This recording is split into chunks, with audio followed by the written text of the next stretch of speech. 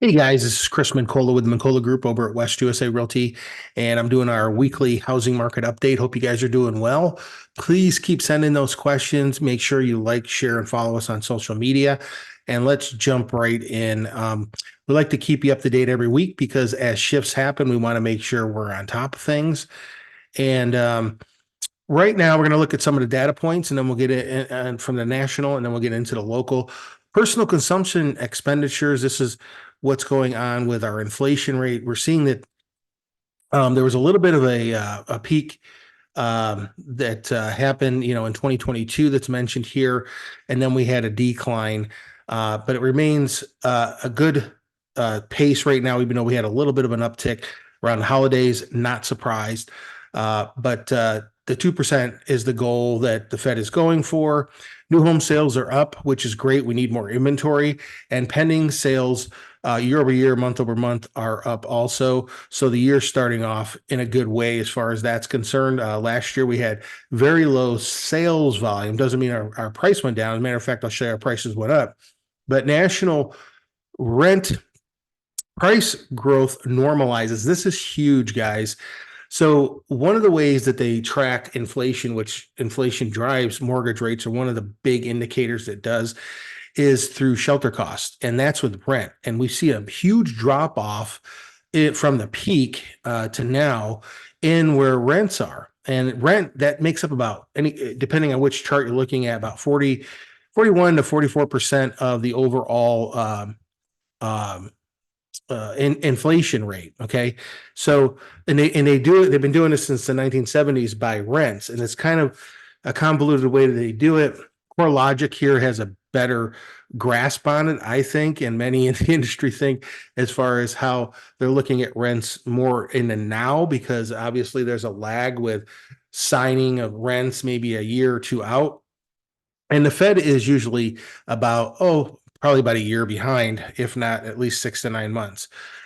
So they're going to play a little catch up. We should see them start catching up, maybe changing some of the language and tone and projections of what they're going to do around March, because that's when all this should catch up for them, around March. Okay, so at that point, we're saying, probably between March and May, we're going to see the first rate cut at this point from everything that they're messaging, but who knows? Now in the Phoenix area, I was trying to get ahead of myself twice there. We can see we've definitely gone flat on rental increases. So for those in the Phoenix area that are trying to rent, good news for landlords. Maybe not the biggest increases in the world, but more normal. Okay, so more of a normal reading there for landlords and renters. So what are buyers doing? We see, these. Let me just back this up here. So the home buyers regained some purchasing power because we were all the way up when the bond market hit up to 5 on their charts, which ties into mortgage rates. Okay, just then the way things are priced out with the bond market, and we see we're all the way up to 8, which was a 3-point spread on those bonds. Usually we're normally in a normal market, we're normally going to be about 1.75, 1.5 to 2 ish between those two and a gap. So we had a 3-point spread there, but the bond market went down again. We're going to see that here in a sec, and rates went down, and then we saw that buyers were able to afford more of a home, save more on a payment, and all that. These are some of the areas we saw price growth go up the most, or decrease. And then what buyers are doing as far as mortgage purchase applications increased.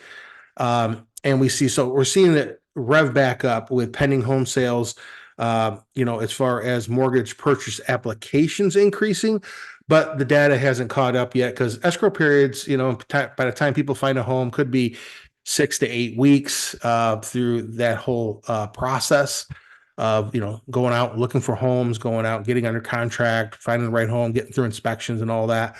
Could be, a couple of weeks just to find a home, and so on. So there's going to be a little bit of lag there. What we're going to look for on those numbers more once we get into March, February, March, April, that's going to start telling a tale. Our busy season here, of course, is going to be, pretty much now through spring. School lets out the end of March. Everybody wants to kind of get all that done, go on their, summer vacation, and then be back into school, right? That's kind of the biggest group of people that we'll see shifting around. So what sellers are doing, new listings are up 2% year over year.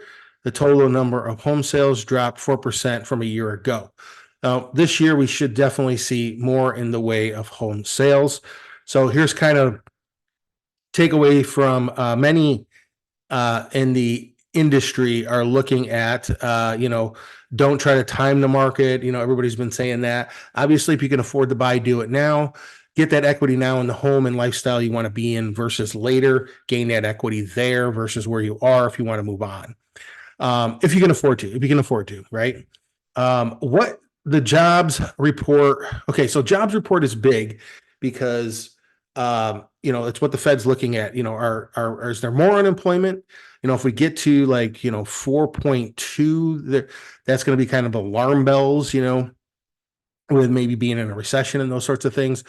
So they're looking at basically trying to destroy demand and inflation, for people going out, spending money, getting credit on things to buy things, including homes. So they're trying to destroy that demand, slow it down.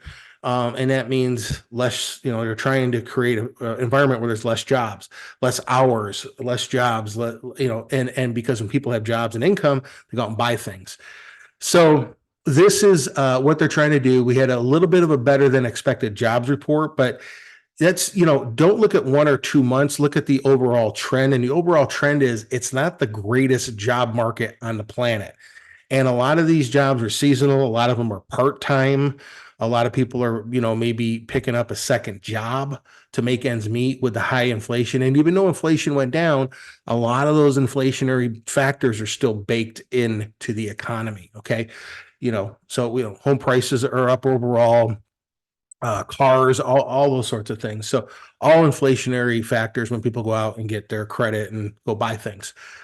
So they try to slow that down that way. And, right, wrong, good or bad, late to the party, whatever, they're living in the 70s, whatever it may be for the Fed.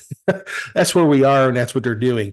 So we saw just in the last day, we saw a huge uptick, not huge, but big uptick. We were down below in the threes here in a 10-year treasury and so on. So that means rates were up a little bit overnight, putting us at 6.9. And you see, when bond interest rates are high, the bond is less valuable in the secondary market. This causes mortgage rates to rise and so on. So we've talked about this before. So when you look at these numbers again, these are average retail numbers for the 30-year fixed rate, 15-year fixed rate, and all that. If you have good credit, if you work with a mortgage broker, you're probably going to find much better pricing. Okay. So, and we, of course, would encourage everybody to kind of compare. Don't just go, not every lender, not every loan officer, they're on different pay scales, they're on different commission structures. If they're a retail lender, they may only have certain products. If in the wholesale, they may have a little bit more in the way of products for you, better pricing, less in fees, all those sorts of things. So it's important to know who it is that you're working with, and you want to work with people who are in the business full time, whether it be real estate, lending, whatever, and they have a track record. Okay. Somebody's been in the business, like my wife and I over 11 years full time. Obviously we must be making some sales because otherwise we would not be in the business. You gotta live, right?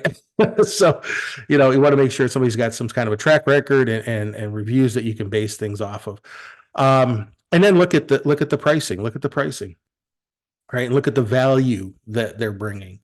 So active, a little over 16,000 of all property types that are currently active, just active, not under contract and all that. So, that brings us to our overall chart at 72 closed days on market. We had a little bit of an uptick in our inventory, but new listings were only 2,087. Usually we like to see about 2,400 a week typically. This would technically kind of put us close to being in that balanced range. But on the Crawford Market Index, we'll talk about in a second, that's not necessarily the case, but we're pretty close to it. Absorption rate, Um, and we're going to kind of compare here. If we look at these listing price numbers, look at the average sales price and list the sales price ratio, and a summary of the market. We see number of listings, up a little bit, listing prices up a little bit. So sellers are pretty confident there. We see that absorption in months has gone up as far as what's being absorbed or sold. And then sold to list ratio has gone up a little bit. That's good. Okay. Whatever it's listed at. We usually like to see about 98%. We're pretty close to that right now at, 90, 97.6. Days on market is up. Again, coming out of the holidays, we're going to see that and people listing more properties coming on the market. We're going to see that starting to flush itself out as we get into, February. Well, we're in February now, but March or into this month and into March, we'll see that start kind of leveling out. And then price volume has gone up. So if we look at January 2024 to January 2023, or, from 23 to 24, average list 804 to 702. Obviously, confidence is up there because the average sales price has gone up. Okay. And we see that the days on market has shifted a little bit, right? A little bit in the good. They're moving a little bit quicker than they were in January last year. Here's the year over year to date changes, the percentages. So overall, if we look at the average sales price, just to kind of sum this up, year over year or year to date, from 23 to 24, 9.41. Okay. And then this is kind of summarized here a little bit better. 52.22%, under 500,000. That's good. We're over 50% there. There were times where we were pretty low in the 40s in the past, when we were in the crazy market. So there's a quick summary of that without getting too far into the weeds. Overall index, we are at, 117.5. Last week, we're at 116.8. Okay, so what that means is the Cromford Market Index, they're the gurus that are tied in with our MLS, give us all the stats and data and commentary. And basically anything under 90 is a buyer's market, and over 110 on this index is a seller's market. So we're at 117.5. We're up last week. So we're in a mild seller's market, but sellers nonetheless. And then we see last week we're at 73.1 on demand. Okay. Demand is now 74.9. That continues to increase. Supply was 62.6 last week, and right now we're at 63.7. So both demand and supply went up a little bit. That's never a bad thing, to kind of keep up with each other. And then we see, for the cities themselves, okay, if we look at between that 90 to 110 range or over or under, we've got, let's see, Queen Creek, Buckeye, and Maricopa are in buyers markets, okay, for city propers. And then Cave Creek, Paradise Valley, Goodyear, Surprise, those are in balance markets, and everything else is in technically a seller market, and everything is also heading more towards a seller's market on the index levels.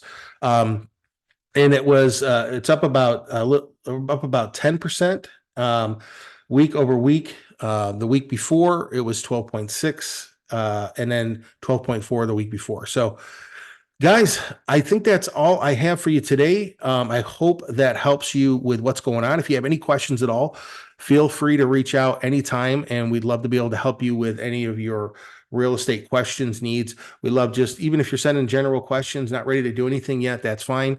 Feel free to reach out, and we'll go from there. Hope you guys are having a great weekend. We'll talk to you soon.